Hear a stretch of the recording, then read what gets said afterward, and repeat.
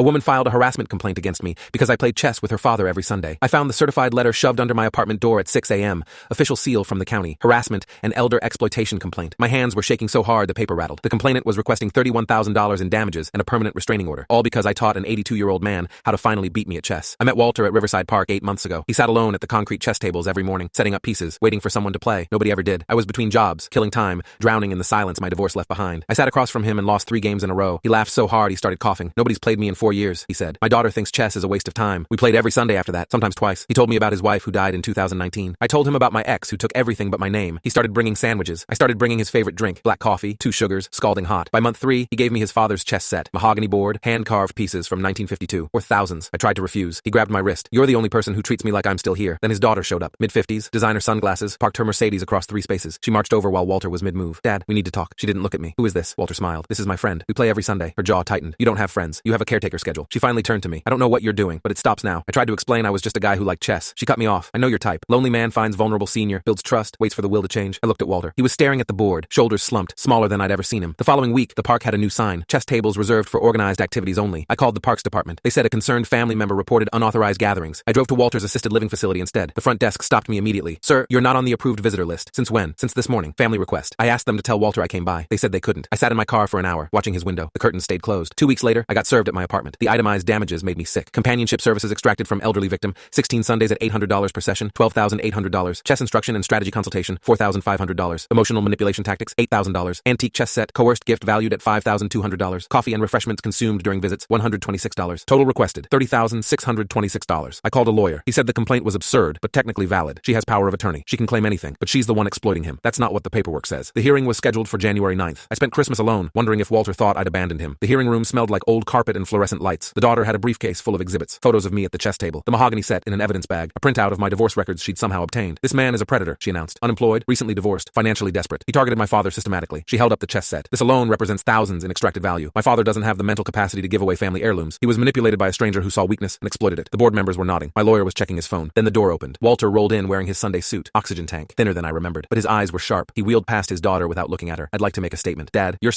supposed to be a lot of things, he said. I'm supposed to be dead by now so you can sell my accounts without asking. She went white. I'm supposed to forget that you moved me into that facility and visited twice in 3 years. He turned to the board. My daughter is charging this man for playing chess with me, for bringing me coffee, for treating me like a human being. He pulled out his phone, hands shaking. I recorded our last conversation. He pressed play. Her voice filled the room. Dad, just sign the papers. The house is already sold. You don't need to understand the details. That house was my wife's, Walter said. 52 years of memories. She sold it for $340,000 and gave me nothing. He looked at his daughter. You don't get to throw me away and then decide who's allowed to pick me up. The complaint was dismissed. An investigation opened into the daughter's financial management of Walter's estate. He moved into my guest room last month. We play chess every morning now. He still beats me 3 games out of 4.